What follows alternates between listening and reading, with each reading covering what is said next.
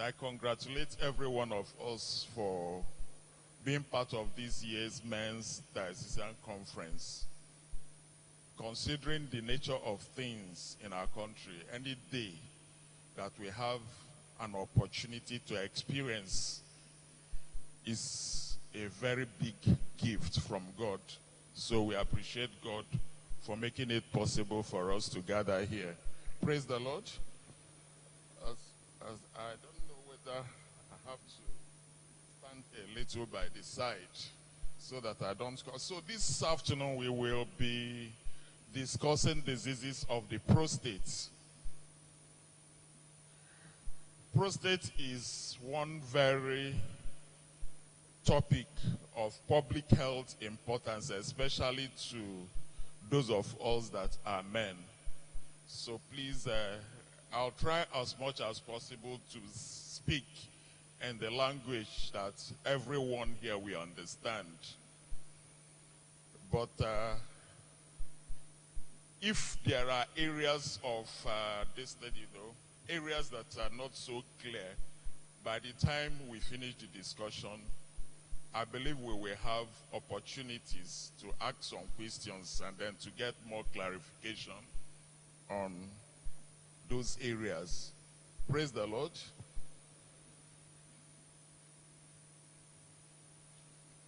So, we all know that it is God's will that his children should be in good health as we run our race of salvation, because it is only a healthy person that can carry out the instructions, especially as it concerns the Great Commission handed unto us by our Lord and Savior Jesus Christ. If we are sick and on a sick bed, I doubt if we will be able to do that. So God wants us to prosper in health, even as our soul prospereth. Praise the Lord. So the objective of this discussion is that by the end, we should be able to know what the prostate gland is and where it is located in our body. We should also be able to know what it does in the body, then the common diseases that affect the prostate at different age groups. We should also be able to know the people that are at risk of developing those diseases. Then we should live here with basic knowledge of how the diseases present and how they are diagnosed and treated. Then we should also be able to know the basic things concerning how we can conduct ourselves in order to prevent the occurrence of these diseases in our body.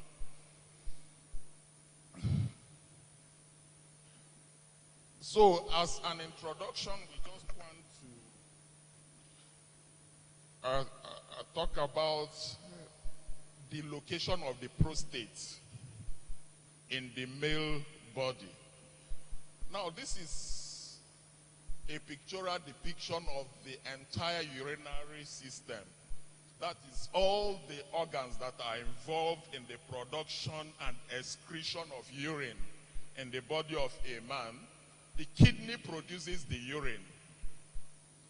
Then when the urine is produced, it travels down to the bladder through these tiny tubes called the ureters.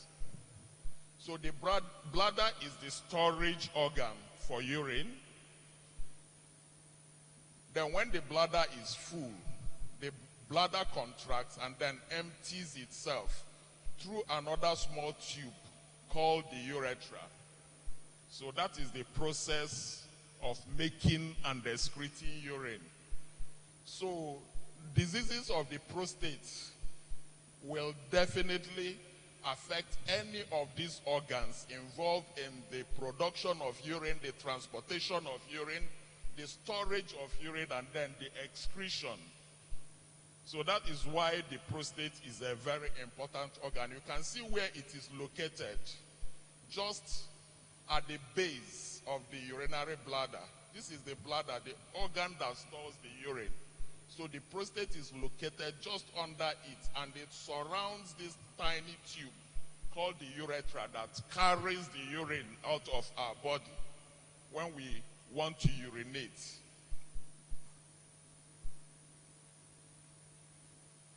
Yes, okay.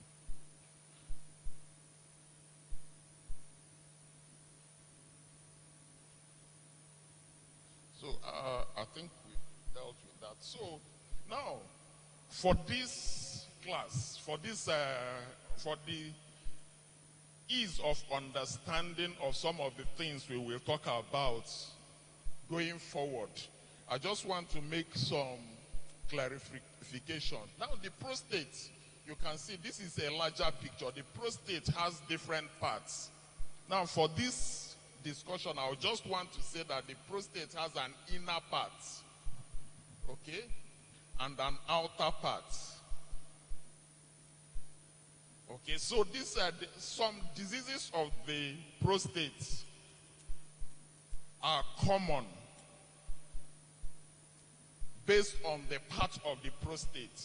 Now, the most common problem that the prostate has, called the BPH, that is enlargement of the prostate that is due to age, that is not caused by cancer, is occur mainly in this inner part of the prostate.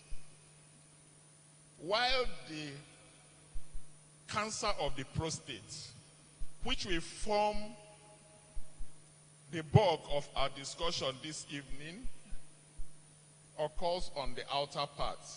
And you see that this outer and the inner part are separated by a sheet. We call it the capsule of the false capsule of the prostate. Okay, so that false capsule separates the outer parts where cancer occurs mainly. Up to 90% of prostate cancer occur on these outer parts. While the other type of prostate disease that we call BPH, or benign prostatic enlargement, that is enlargement of the prostate that is not caused by cancer, occurs mainly in the inner part that surrounds the urethra. This is the pipe that carries the urine.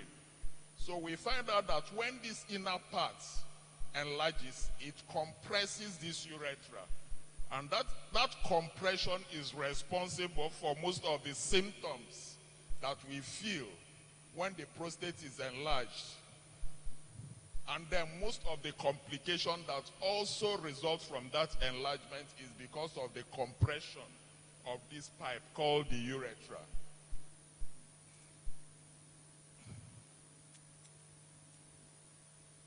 Okay, so another important thing I want us to note is this sac called the seminal vesicle.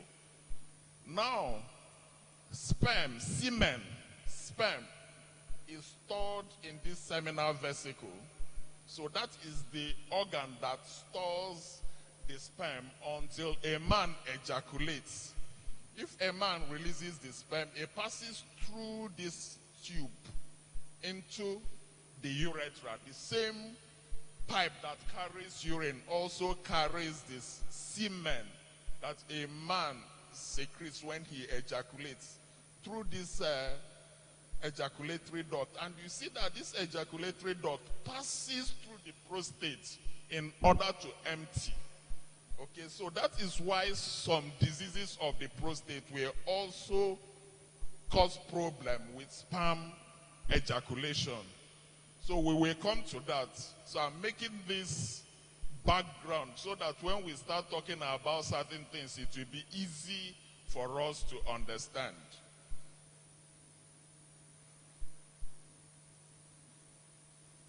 Okay, so is the prostate important? Yes, it is important.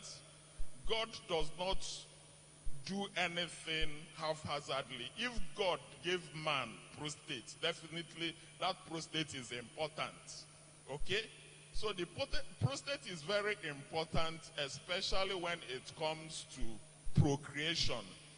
That is the ability of a man to get a woman pregnant. That is what we call procreation. So now the testis produces sperm. That is the cell responsible for procreation in the male. That is the sperm cell. But the bulk of the things we have that we call the semen, that is the liquid part of that thing that a man produces, is called the semen. The bulk of it comes from the prostate, and it contains the food that the sperm cell needs in order to develop very well and be potent in causing pregnancy in a man. So the prostate is very important. It produces the nutrients required by the sperm cells in order to function well. That is the main function of the prostate.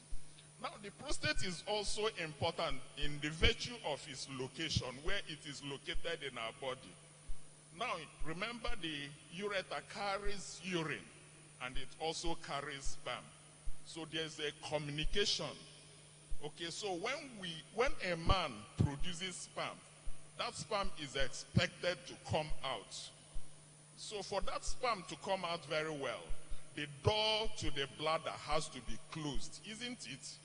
The door to the bladder has to close for the sperm to come out. So that is the function of the prostate. The muscle of the prostate contracts to close the bladder so that the sperm will come out. So if the prostate is not there and you release sperm, the sperm will go into the bladder. It will not come out. So the prostate is the door that closes for the sperm to be able to come out. It's very important, because we'll talk about it when we start talking about complications of treatment of the prostate. You see how it will affect your sperm production because of the malfunction of that door that should close when the sperm wants to come out. Praise the Lord. Okay, so now there are basic things that we should know about the prostate gland. And number one thing is that the prostate increases as our age increases. So as a man is getting older, the size of the prostate is also getting bigger. So the size of the prostate is not really very important clinically. Okay, some people might have very large prostate size, but still they will not have any problem with urination. What is important is the degree of obstruction that prostate is causing. A very large prostate might cause minimal or no obstruction at all, depending on the direction of its growth. If it is growing towards the urethra, that is when there is a problem. But if the growth is towards away from the urethra, then that person with a very large prostate might not necessarily have symptoms that are commensurate with the size of the prostate. So that is one mistake that people make, especially when they see the doctor and the doctor takes history and then tell them to go, that they don't require any treatment. But my prostate is large, why are you not giving me drugs? No, that the size is not the important thing, it is the degree of obstruction. And there are ways of assessing to know the degree of obstruction that a prostate is causing. So that is what determines the type of treatment that individual will require. Okay, now another thing to note is that the testis provides the nutrients, and that nutrient is called testosterone that is needed for the prostate to grow. So the prostate is very important. The two testes are very important whenever we talk about diseases of the prostate, because it is the testis that nourishes the prostate and then causes the prostate to increase in size. So that is why men who are castrated before puberty, that is before they start producing this testosterone, if the two testes are removed before puberty, those men rarely develop prostate problem. And then we saw that when studies were done amongst eunuchs were servants to king. So in those days, kings marry many wives. And then the servants, male servants to the king, are usually castrated in order to prevent them from having carnal knowledge with the many wives of the king. So it was noticed that most of those men rarely develop prostate diseases associated with their prostate. And the reason was because most of them were castrated before puberty.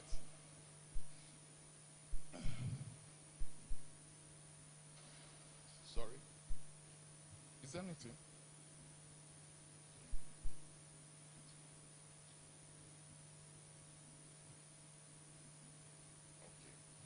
Okay, so I'm gonna mix the destiny, my language with Igbo, but when certain things,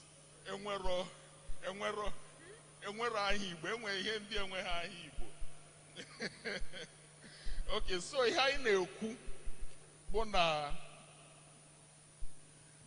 prostate na-ebu ibu more ma age ndị mmadụ nwoke na-agbagote nwoke ọbụla na-agbagote na age dịka mmadụ si agbagote na age ka the prostate si ebu ibu. So anyị na-ekwu na ọ dị mkpụrụ amụ nwoke ọnyanwa na-eproduce chemical a na-akpọ testosterone na-eme prostate a ji ebu ibu. Now, the first disease that we talk about is prostatitis. Okay? So prostatitis is just infection that is mainly caused by bacteria that affects the prostate gland. Okay, so this one is commoner in younger male, especially those that are still within their reproductive period, usually below the age of 50 years. So this is the disease of the prostate that is commoner among that age group. So we call it prostatitis, and it is usually due to bacterial infection. Some of those bacterial infections can be transmitted because of sexual contacts, but other forms of bacterial infection can also affect the prostate. So every prostatitis is not because of, it's not acquired through sexual contact. Now, we said that prostatitis is inflammation or infection of the prostate that is commonly caused by microorganisms, especially bacteria. So it can affect any age group, but it is more common in sexually active men. That is men below the age of 50 years. So how does it present? It presents mainly by urinary symptoms. So a man that has prostatitis will find out that he urinates more often than he usually does.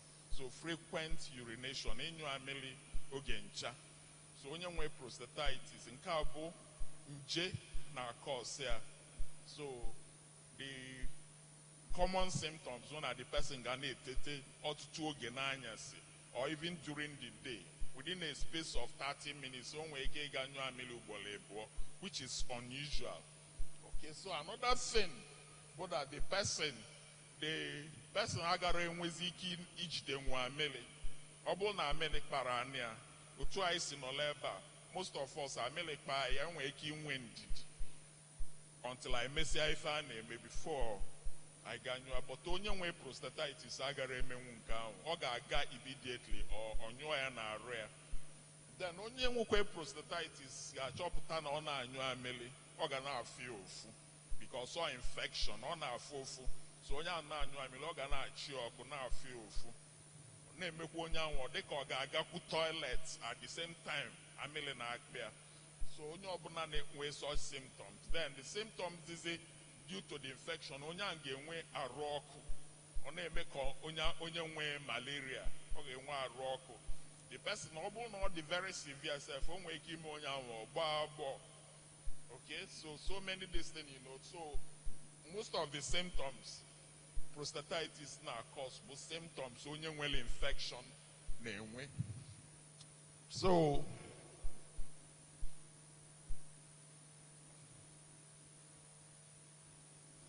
prostatitis, ịchọpụta onye nwe prostatitis all through tests. Anyị nwere ike iji mamili onye ahụ, urine, send ya to the lab.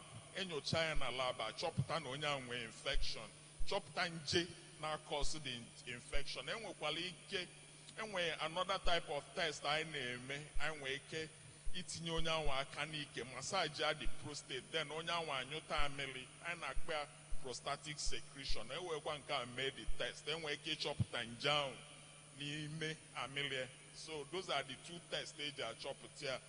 And ọ bụrụ na onye ahụ nwere prostatitis, treatment na-abụkarị iji ọgwụ a na-akpọ antibiotics, depending on the type of organism afọ na oge eme the test. Amala antibiotics a ga-enye o wee gbuo the infection, then enyezi onye ahụ ọgwụ ga-akwụsị the pain, nye onye ahụ ọgwụ ga-akwụsị arụ ọkụ ọ na-enwe.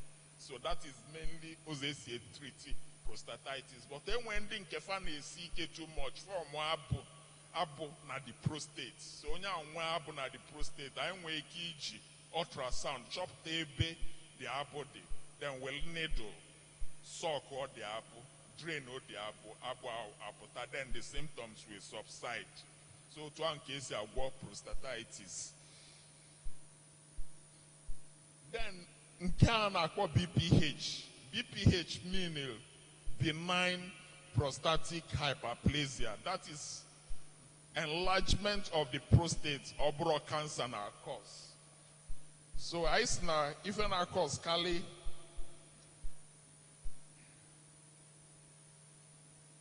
So aisna it is the non-cancerous enlargement of the prostate gland that occurs as a man gets older. So the prostate enlarges, but oburo cancer na cause unka. So as that the overall prevalence in Nigeria is about 23.7%. So obu na weputa mad 1,000. So out of those 1,000 people, we had 237 get benign prostatic enlargement. So the risk increases with age. So as a man gets older, the possibility of that man developing BPH also increases. So in the 5th decade, that is between the age of 50 years and 59 years, that is the 5th decade, the prevalence is just about 104 to 1,000. So out of 1,000 people, just only 104 we have BPH. But we find out as the age increases, as the man approaches 90 years, the prevalence increases. We're up to 429 out of every 1,000. Almost half of the men will have BPH once the age approaches 90 years. So that is why we said that the incidence increases with age. So what is the cause? So aging is the most important cause. So as we increase in age, as our age increases, the risk of developing BPH also increases. Then presence of functional testes. We've already said this because the testis produces the nutrient that stimulates the growth in the prostate. And that nutrient is called the testosterone. That is the male hormone. Then family history. If one or two people in a particular family has had BPH, then the risk of other people in the family also having that BPH is high. So it runs in the family. So there's some genetic correlation. Then diet, the things we eat, Okay, some diet, especially fatty diet, a lot of carbohydrate that makes us add unnecessary weight. Some of those things, we are going to talk about those diets later. I have pictures that will show us some of the diets that we should avoid as men if we want to reduce our risk of developing prostate disease. Then lifestyle, sedentary lifestyle is very important. So if we do work that make us sit in a particular place, for a very long time, work that limits our chances of moving around. So sedentary lifestyle is also a risk factor.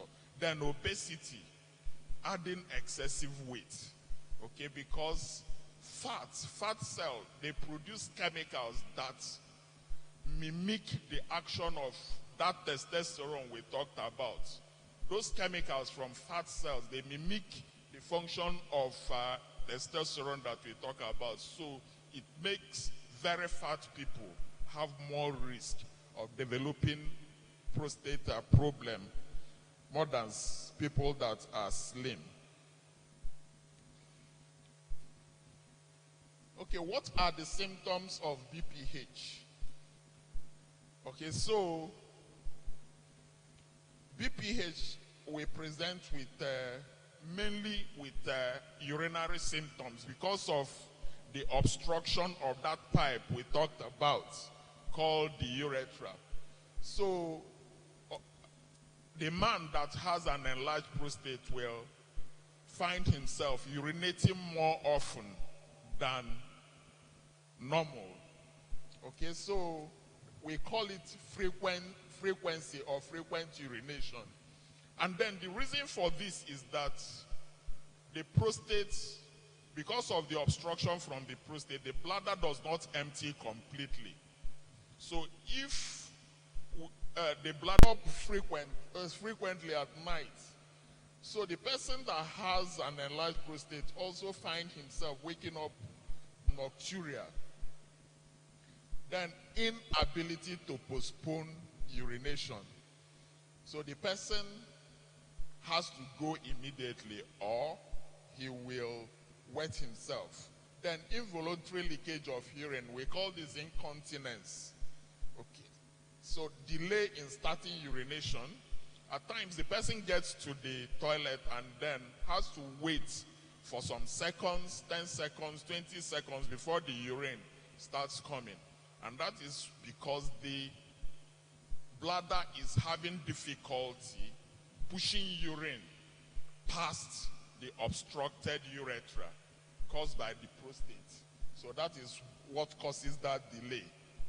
Then straining, the person will now have to use extra force in order to get the urine out. Then sluggish flow of urine. The urine flows very sluggishly at times, just very close to the feet of the patient. The patient is no longer able to direct the urine far enough to enter the toilet bowl. So that is what we call weak stream. Then frequent interruption of urine flow. We find out that the stream keeps stopping and starting, okay? So because the bladder is really working very hard in order to overcome the resistance. Then feeling of incomplete bladder emptying. So that is that after urinating, the person feels as if he still has a lot of urine left in the bladder because the bladder is not able to empty completely. Then urine leakage after urination. So we call this one terminal dribbling. Okay, because of the accumulation of urine in the urethra. So we find out that when the person has finished urinating, he thought that everything has left. Then that's the ones that accumulate will slowly leak out and then soil his underwears. So we call that terminal dribbling. Okay, so these are just pictorial representation of some of the things we've talked about. So you now ask yourself, how often do you wake up at night to urinate? Okay? Does the need to wake up repeatedly at night deny you of the comfort of having a comfortable sleep? So if you have such problem, then you might need to go and have your prostate gland checked out, because this could lead to other health challenges. Okay, so another thing is increased difficulty to hold urine. You can see how uncomfortable this man is. So he must get to the toilet to avoid disgracing himself. Okay, so, sorry. Okay. So these are some of the complications that can arise. So the diagram is two sides. This is the normal thing, the normal way the urinary tract should look in a normal person. But this is the urinary tract faced with complications due to an obstructing prostate. So because this prostate is obstructing the flow of urine, you see that the bladder, that's the first organ to suffer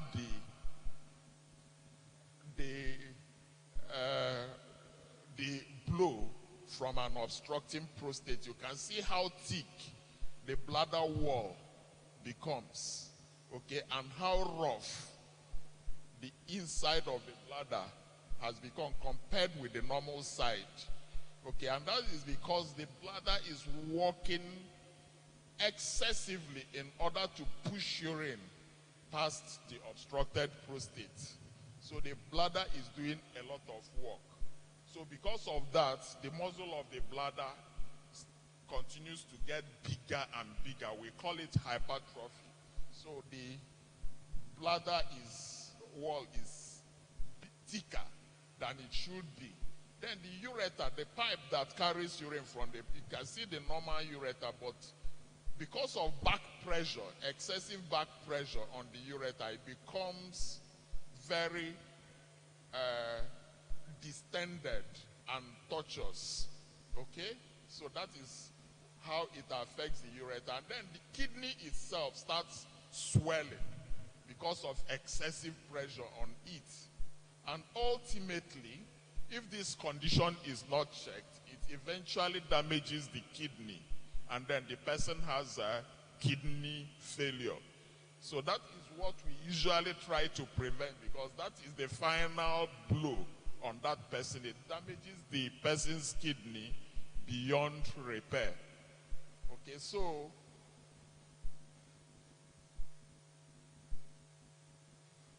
some other complications of an enlarged prostate. You find out that a man lacks sexual intimacy with the wife. I don't know whether you on this picture you understand the implication of this. Now this is the man and this is the wife, and this is the toilet bowl lying in between them. It doesn't mean that the man transported the toilet bowl here, but it's just to show you how the need to use the toilet frequently will affect the intimacy the man will have with the wife. Okay, so eventually the closeness, sexual closeness between the man and his wife dwindles because of lack of sexual intimacy, weak erection, and then very low libido that is associated with prostate problem. Okay, now the social life of the man is also affected. Okay, now just imagine yourself, you are a worker, you are a banker, and then you work in a bank, and then your place of service is in the counter as a cashier, and then you have a prostate problem, and you have to leave your counter every 30 minutes to go to the toilet to urinate, and you get to the toilet, instead of staying for 1 or 2 minutes, you stay there for 10 minutes because you are struggling to push urine out, okay, I don't think the person will survive in that bank for more than 1 month. Definitely the person will be asked to leave and take care of his health problem.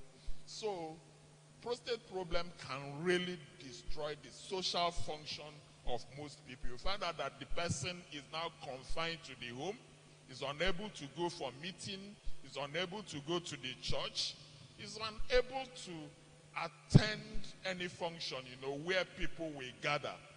And if he happens to come to the function, the first place he will locate is the toilet, and he will sit as close to the toilet as possible so that he will be able to have quick access to the restroom. So it's not really a condition that anybody would want to have. Okay, so sorry, this picture is not clear at all. But if you can see the laptop, this is very important. You can see this man is almost like a pregnant woman. Okay? So what we have accumulated here is urine. Urine. Just urine. And incidentally, he doesn't know that this urine is because no pain at all. So this is the type that will damage the kidney. So we call it chronic urinary retention. It's painless.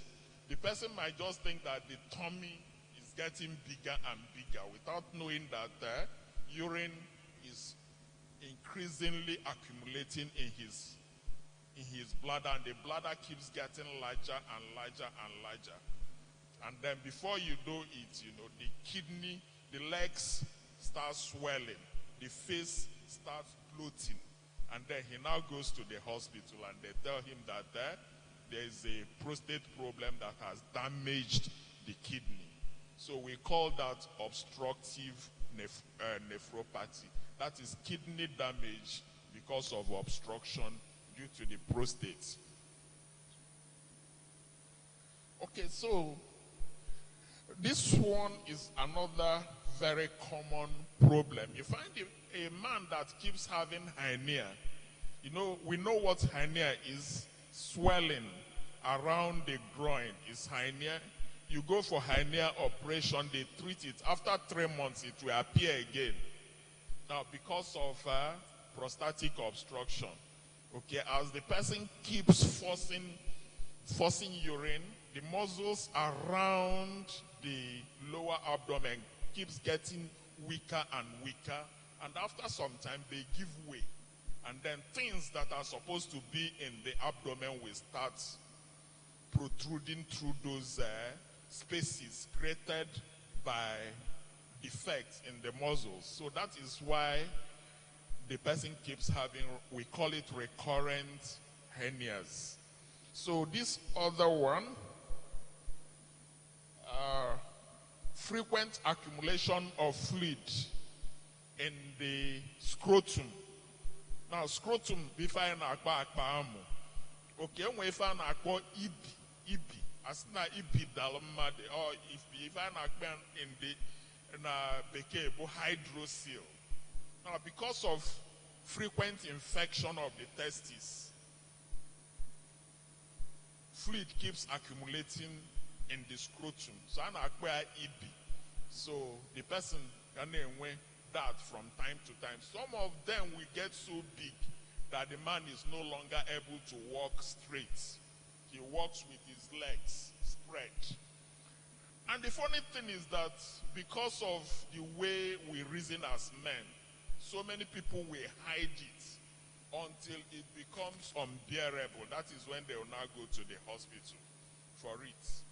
But it is not a bad thing to have hydrocele. In the past, people used to think that that person melalo, but it's no longer the case now. So you find out that your scrotum is getting unnecessarily larger and larger. Is an opportunity for you to find out the reason. It might just be that the prostate is so large that it is causing infection in the testes, that is causing that. And once the prostate problem is taken care of, that too will disappear and you come back to normal, and that place will look okay again.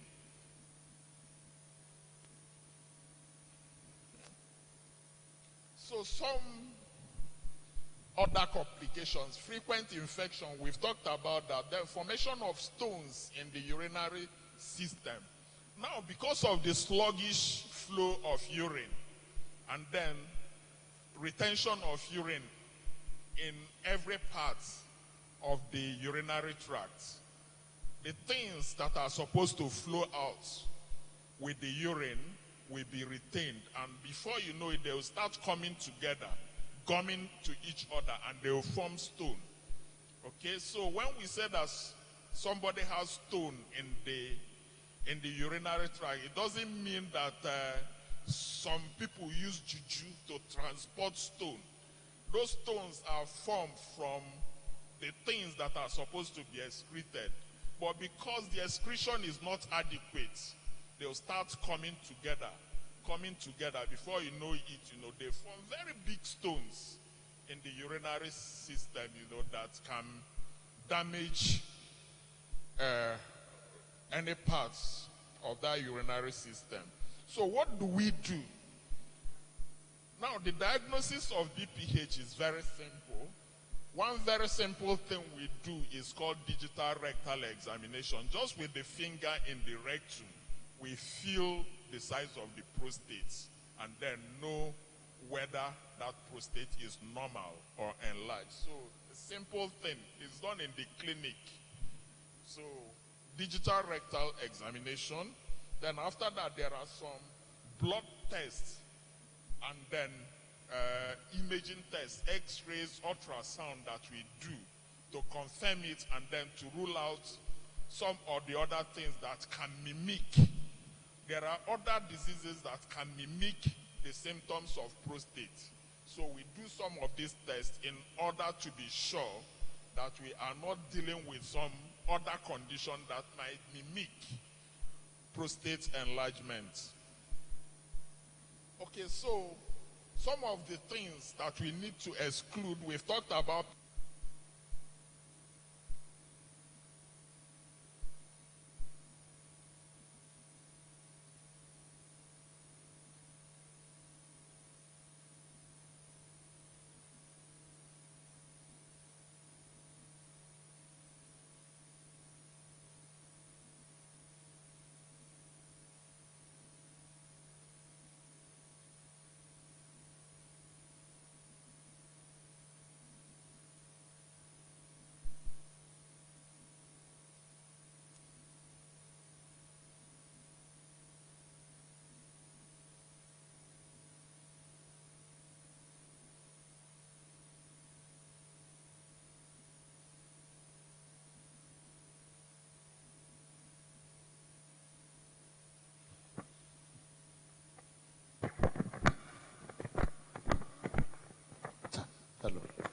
Hello.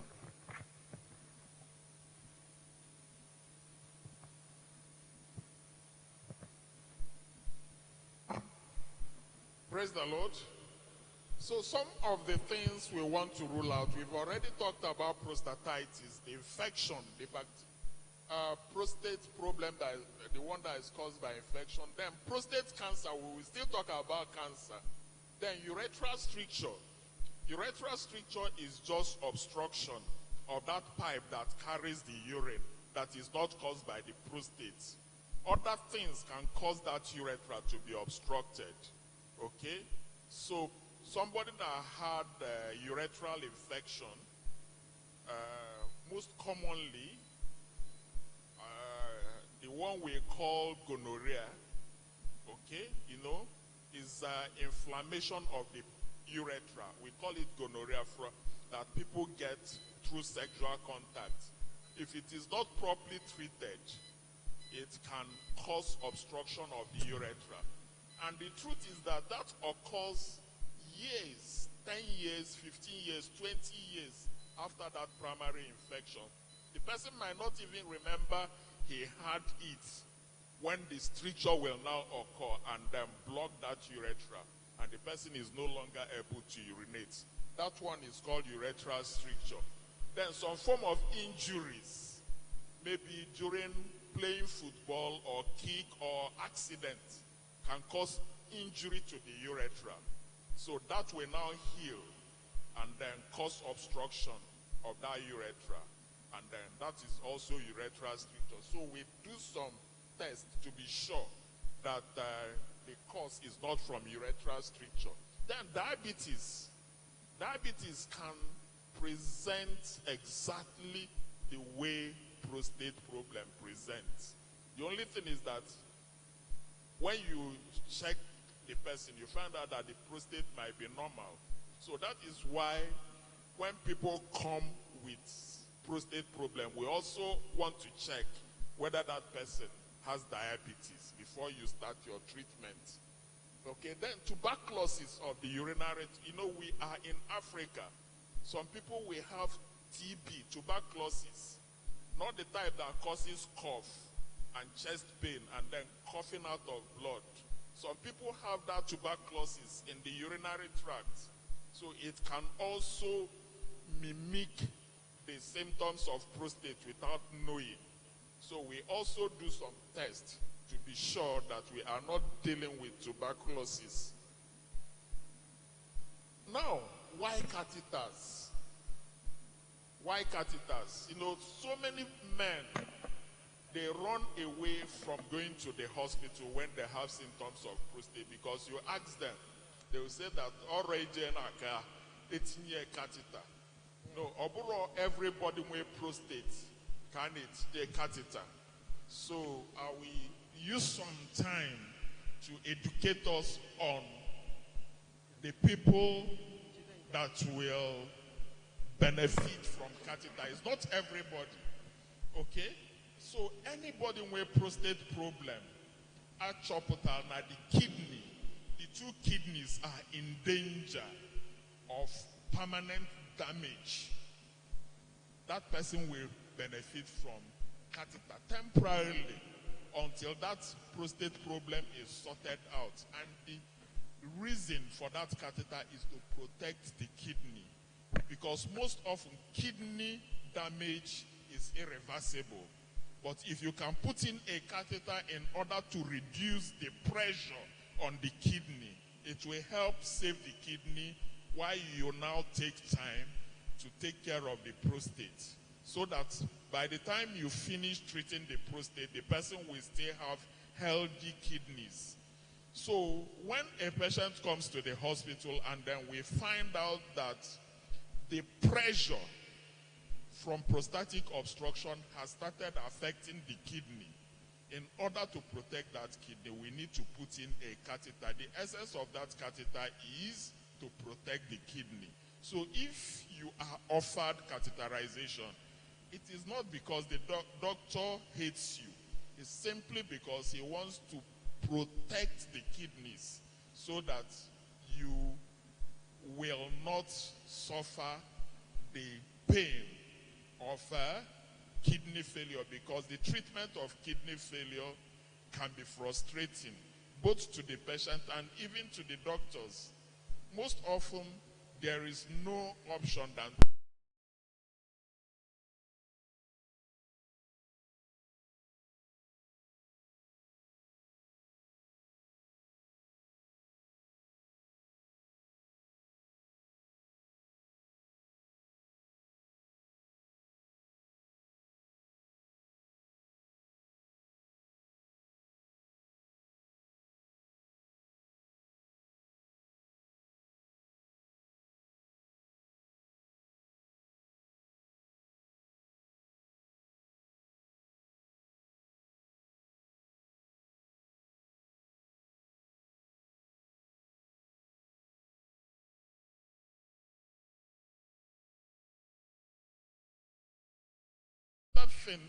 reason why a person might have a catheter is if the urine is constantly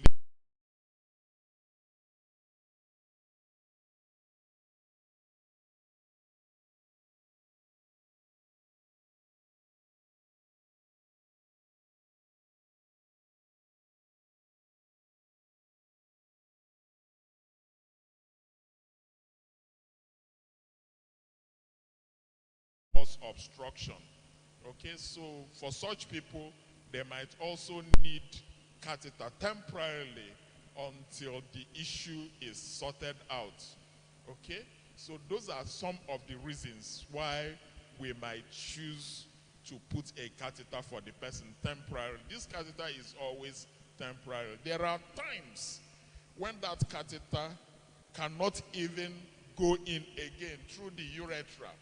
This is the normal urine passage, but at times the obstruction from the prostate might be so severe that the catheter itself will not pass through. In that case, the catheter can be put through the abdomen in order to provide temporary passage for urine until the problem in the prostate is sorted out.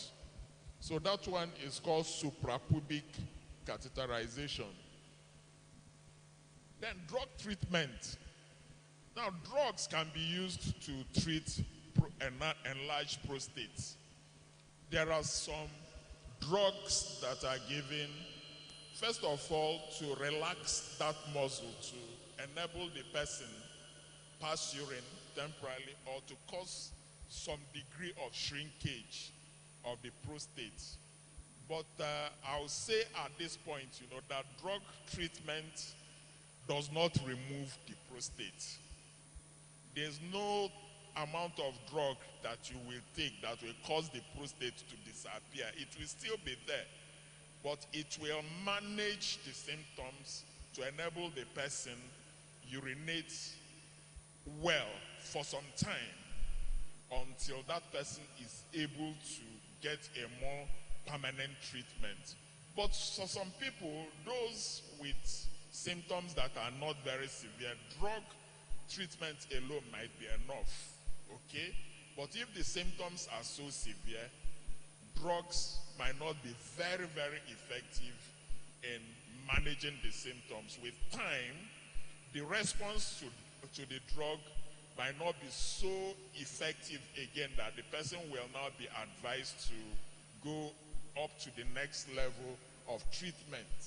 So using drugs is mainly to manage the symptoms, okay? So roles of herbs. Are there roles of herbs? Yes. In treatment of prostate disease, there are some roles for herbs. Certified herbs, especially saw palmetto, it's been proven that it has some effects in causing some level of shrinkage, and that is why NAFDAC has even licensed its use in Nigeria. So, but that is for those with very minimal symptoms. It might not be very effective for those with moderate and severe symptoms.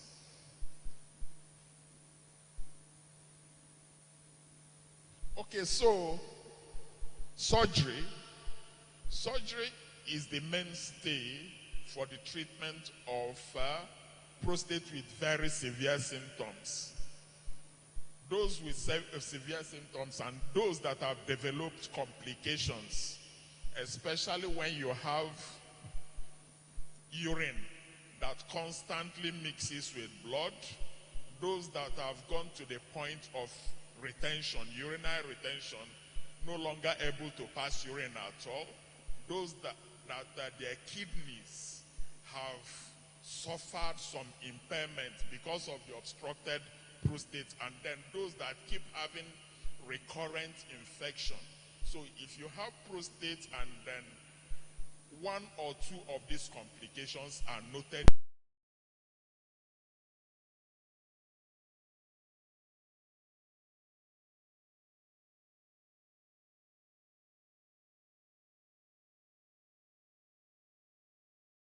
ultimate. Okay, in the past, open operation used to be the in thing, but luckily, medical technology has evolved. So there are other methods of removing the prostate that will not involve open operation. So one of such methods is what I tried to show in this picture. So this one is called transurethral resection of the prostate. Okay, so you find out that an instrument is passed through the opening of the penis to get to where the prostate is, and then the prostate is shelved out bit by bit using this instrument until it is removed, and then the person can void again. So we can also achieve this using laser. Okay, so this is the setup for TURP or laser prostatectomy. Okay, so one thing we must live here with is that it's very, very important for every man here to note that operation for BPH does not eliminate the risk of developing prostate cancer. We've had so many people falling victim to this assumption that once you have had surgery for prostate, that no more cancer. Now remember, I told us that the prostate has two parts, the inner part and the outer part. When you have BPH and you go for surgery, it is only that inner part that is removed. The outer part is still in your body. Okay? So, and I told us too that 90% of cancer occur in the outer part of the prostate. So if you've had surgery for BPH and had the inner part of your prostate removed so you'll be able to urinate well, you should still go for your prostate check as somebody that has not had any surgery for the prostate at all. You should still do your yearly PSA assessment, digital rectal examination, and transrectal ultrasound examination of the prostate every year, as if you've not had any treatment for the prostate at all. Is this clear? Yes. It's very important. So if in the kubona obuna megogo operation maka prostate nkana akpo BPH operation that one are weapon the entire prostate. Also the inner part of the prostate go weapon. The outer part of the prostate kadionya onaro. So if I know cancer, that outer part of the prostate can occur. So only megolo operation for BPH, where put the inner part of the prostate, Kagana Aga Hospital, can they check that outer part to fall? Because that outer part can still develop cancer. So now emego operation weapon, maka BPH, where put the inner part of the prostate. Any protection from developing cancer. Onye genwe cancer ka genwe cancer, despite the fact they make your operation for prostate. Why got alika? So we move on. Okay, let me see whether okay. Okay, so just move on. Okay, so now we talk about the main one, which is prostate cancer, because this is the one that has very big public health importance, because it is one of the major killer of men. Okay, so most often when you hear about the death of a man, in 1 out of 5 cases, it is usually related to this prostate cancer. Okay? So that is why it is important that we talk about it. So what is prostate cancer? So as that it is the disease of the prostate that occurs when some cells in the prostate becomes abnormal and start multiplying uncontrollably.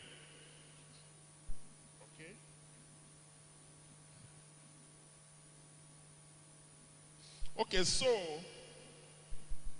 now the body Every organ of the body is made up of group of cells. So the body has a way of telling a particular group of cells when to start growing and when to stop. Okay? We all drive cars. Okay? When you are accelerating and you press on your brake, the car obeys you and stops. That shows that your brake system is working perfectly. So the body also have some regulatory signals that regulate the cells to tell the cell, this is the time for you to stop growing, this is the time for you to stop growing, and the body should obey. But because of some reasons that we do not yet fully understand, some cells become disobedient. They start disobeying those natural signals that should tell them when to stop growing. So they start growing uncontrollably. That is what cancer is. So once cells in the body stops obeying the signals of the body to stop when they should stop growing, then that organ, whether it is breast, whether it is kidney, any organ will develop cancer. So that is what cancer is. So worldwide, prostate cancer is the most commonly diagnosed cancer. And then the 6th most common cause of cancer-related deaths. Okay, so we don't really know the actual incidence in Nigeria. Some research are still on to find out what our actual incidence for prostate cancer is. But one thing we know is that in Nigeria that prostate cancer is the most commonly diagnosed male cancer. Okay? So that is the most commonly diagnosed male cancer. So the cause of prostate cancer is still not very clear, but these are some of the risk factors. So aging, we've talked about aging. Aging is just like we have in BPH. Aging is also a very important risk factor for developing prostate cancer. Then the presence of functional testes. I've already told us the reason, because the testis produces the testosterone that drives all this process. Then race. Yeah, black people, okay, we have higher risk of developing prostate cancer more than the whites. Okay, and another thing is that we also develop more aggressive cancer, prostate cancer, than white people. So the symptoms of prostate cancer is more in blacks than in whites. That has been proven. I think it has more to do with gene other than environment, because even blacks that were born in white man's country also have the same pattern. Okay, so it's not because we live in Africa, it's all about our genetic makeup.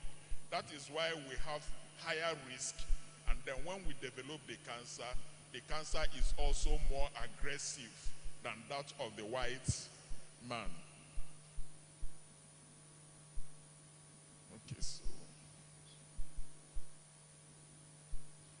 Okay, so other problem is now family history is very important.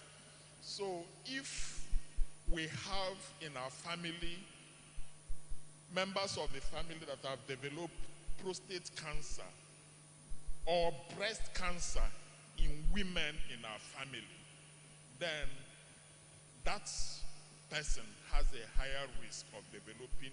So what I mean here is that assuming you have a sister, if you have a sister, if that your sister, your blood sister, has developed breast cancer, or you have a brother or an uncle that has developed prostate cancer, then the risk of you developing prostate cancer is perhaps higher than the person that does not have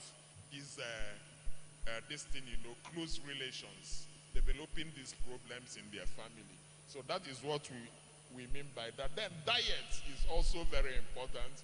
We'll talk about the dietary distance later. Then obesity, just as we saw in BPH.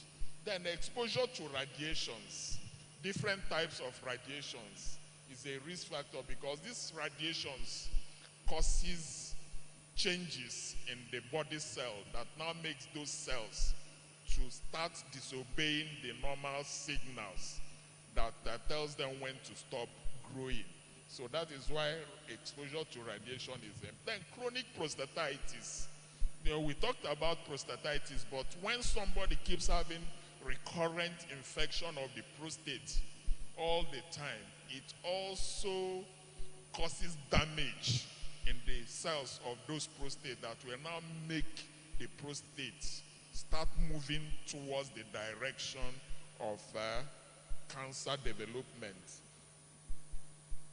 Okay, so what are the symptoms of prostate cancer? Now, it depends on the stage of the cancer. Early prostate cancer does not have symptoms. Okay, so that is why diagnosis of early prostate cancer is by voluntary medical checkup. So like every other cancer, once cancer starts giving you symptoms, it is no longer early. Okay? So early prostate cancer most often will not give any symptoms. Okay, so symptoms can be due to local spread. Okay? Spread to structures surrounding the prostate. And such structures will include the urinary bladder. So when we start seeing blood in the urine, it might be due to invasion of the urinary bladder by cancer in the prostate. Then we remember we talked about the seminal vesicle, the organ that stores sperm. It lies just behind the prostate gland. So when you ejaculate, when you release sperm and you see blood in your semen, it could also point to the fact that there is cancer spreading into the seminal vesicle. It must not be cancer, but it's better you go and check. Other things can cause blood to appear in the semen, but prostate cancer is one of such things. Then urinary incontinence. When you increasingly find yourself unable to hold urine, it might just be that the cancer in the prostate has spread to damage the muscle that helps you to maintain continence. That muscle is called the sphincter that closes to help you hold urine. So if the cancer invades that muscle, you are no longer able to close that muscle to hold urine. So when you find yourself leaking urine unexplainable, you can't explain it. You just get up and you find yourself soaked with urine. Other things might cause it, but it's better you go and check your prostate to be sure that it is not due to cancer. Then fecal incontinence. The same muscle that helps you to close your anal sphincter when you feel pressed and it is not convenient for you to go and defecate. Okay? When it is invaded by cancer, you lack that control. So you find out that once stool comes there, it goes out. You are not able to control passage of physics. It can also be a pointer that the sphincter has been invaded by prostate cancer. Then impotence.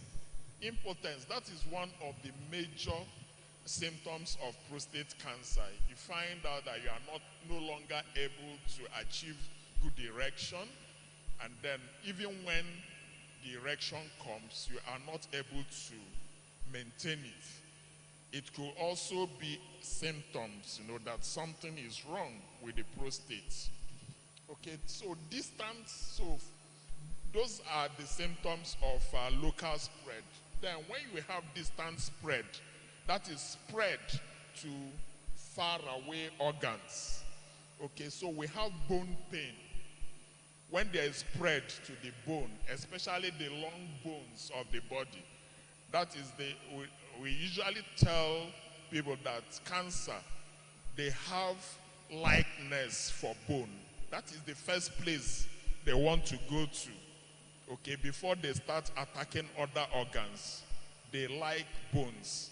So once you start having unexplained bone pain as a man, the first place to look for the cause is the prostate. Then fractures spread to the bone weakens the bone. So at the slightest things, that something as mild as throwing a ball can cause the fracture of the bone of the hand in somebody that has cancer. In fact, one patient, I remember I had a patient that had a fracture of the bone of his shoulder. Why? Because he wanted to get down from a car. He held the handle of the car to get down, and then he fractured the bone. It's not ordinary, is it? So we evaluated the patient and we found out that it was prostate cancer that has spread to the bone, to that bone, and then weakened the bone. So that was his first presentation. Okay, so fracture could be a very complication of distant spread of prostate cancer. Then swelling in the head. Then you suddenly notice that you have had swelling on the skull. Don't just overlook it. You didn't have anything hitting your head. You just woke up one morning and you find something like a horn on your head. It's a sign of cancer spread to the bone of the skull. So you have to get to the hospital to know what is going on. Then stroke. Some people are no hypertension, no diabetes. Suddenly you have stroke.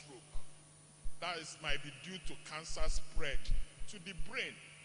So some people present first time with stroke due to spread from prostate cancer. Then paralysis of the legs. That is one of the very common presentations. Somebody went to bed healthy, no problem. He gets up in the morning and is unable to move the two legs. Sudden paralysis. That is due to spread of the cancer to the spine, the lower spine. It paralyzes the two legs completely. Okay, so swelling of the legs. We've talked about that. It can be due to kidney damage. It can also be due to lymphatic obstruction. So when this cancer spread to the lymphatics are channels like gutter, the human gutter, the gutters in the human body, we call them lymphatics. They are the gutter that drain water away from the body. That is why we are not bloated and swollen. Because most of the body that the body produces as a result of metabolism, we have those lymphatics that drain them back to the blood vessels, for excretion. So when those lymphatics are obstructed, so you now find out that the person starts developing swelling all over. So you suddenly find out that one leg is getting swollen, not the two legs. Then you have to go and assess yourself, okay? Leg swelling due to heart problem or due to liver problem or due to kidney problem will involve the two legs at the same rate. But if you find out that you suddenly, one leg starts swelling and the other one is normal, it points towards lymphatic obstruction. And if you're a man, the likely cause is usually prostate cancer that have obstructed the lymphatics of that particular leg. Okay, so just as we do in prostate cancer, we also do a digital rectal examination to assess the nature of the prostate. Now, if you touch the tip of your nose, let's touch the tip of our nose. That is the way the normal prostate feels, okay? So when we put the finger in your rectum, it doesn't mean we want to cause harm. We just want to know whether your prostate feels like this or it feels like this. Touch here. So when the prostate gets cancerous, this is the way it feels. Okay, it no longer feels rubbery like the tip of our nose. So it gives us, yes, I'm almost done. So after that, we do the PSA test.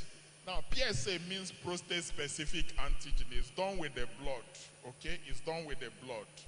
So if the PSA is high, okay, it can also suggest cancer. Then the last thing we do is the prostate biopsy. So a lot of people have very strange opinion about prostate. Some people will tell you that once you do prostate biopsy, that the cancer will start spreading all over. This is a lie, okay? And that is why so many people delay in having early diagnosis. Before you eventually make the diagnosis, it becomes too late to do anything. Prostate biopsy is very, very safe. It does not cause the spread of the cancer because you are not cutting anything. You do it with a needle. It's usually needle biopsy. Okay? So it does not make the symptoms worse if you already have cancer. So if your doctor tells you that you need a prostate biopsy, please accept, do it. It does not in any way cause harm. It is very, very safe. And that is the only way the doctor will be able to say with 100% certainty that you have cancer. Even if your PSA is 100, it does not translate to diagnosis until you have a biopsy done that will show that, yes, truly this person has cancer. This is the grade of the cancer. This is the type of cell. It will also help the doctor to determine the treatment that is adequate for you. Okay, so how is it treated? Early detection has a better chance of successful treatment. So if prostate cancer is detected early, the chance of cure is almost certain. Okay? So what do we mean by early detection? Detecting the cancer when it is still restricted to the prostate. Once it has not gone beyond the prostate, it is still possible to achieve 100% cancer clearance from that patient. And we said that the only way you can detect cancer early is when the patient presents before the onset of symptoms. Okay, so now for very low-grade cancer in older men, prostate cancer is a slow-growing cancer. So when we do biopsy and we see very low-grade cancer, there's a way of classifying the cancer into low-grade, moderate, or high-grade. So when we see very low-grade cancer in older men, maybe somebody that is 80 years, 90 years, approaching 100 years, in most cases, we don't offer any treatment because cancer is a slow-growing cancer. We just advise the patient and then leave the patient, the patient could still live his normal life and return to God from other causes other than the cancer. So it's not every cancer that we treat. Okay, so operation to remove the whole prostate. So this one is called radical prostatectomy. Okay, so it is possible only when the cancer is early. Once the cancer has spread, you can no longer offer the patient this. And this is the only one that guarantees cure. And then radiotherapy too. Radiotherapy can also guarantee cure in early cancer. Okay, but once the cancer has spread, then these are no longer possible. So we offer palliative treatment And this can be done by castration. That is when we remove the testes, okay? So we don't remove testes for people with benign prostatic hyperplasia. That is why some people run again. They don't want to come for treatment, because they say, once they say it's prostate, you'll be castrated and the testes removed. It is only in cancer that the testes is removed. No other prostate condition is the testes removed except those with advanced cancer. Okay? So, but if the person doesn't want to remove the testes, there are options. There are drugs you give that renders the testes useless, even though it's still in the body. It makes the testes unable to produce that testosterone. So that comes in form of injection. So we can also use drug to achieve that purpose. Okay, so finally we talk about, these are some of the diets we said that might increase our risk of developing prostate cancer. We all know all these: sea burger, soft drinks, beer, and the rest of them. Most of these, refined flour and high sugar containing things that people eat that we call junk food, they are not healthy. Okay, they will increase our risk of developing them. Meat, red meat. Okay, red meat is also there. Then cigarette smoking, alcohol.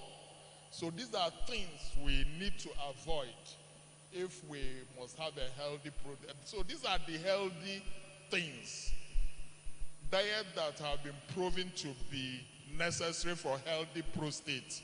You can see carrots, you can see tomato, and then other green leafy vegetables, and then fruits. Then fish is very good. Then exercise. Okay, we need to live active life. Exercise, apart from helping us grow healthy, it also promotes family bonding. So we could take our family out for road walk from time to time in order to. So in conclusion, we can say that having an enlarged prostate is like a ticking time bomb. Any day you let it go untreated is another day of training in the bathroom, waking up in the middle of the night to urinate, and running the risk of your condition getting worse. So early diagnosis and treatment are key to successful outcome. Thank you for listening.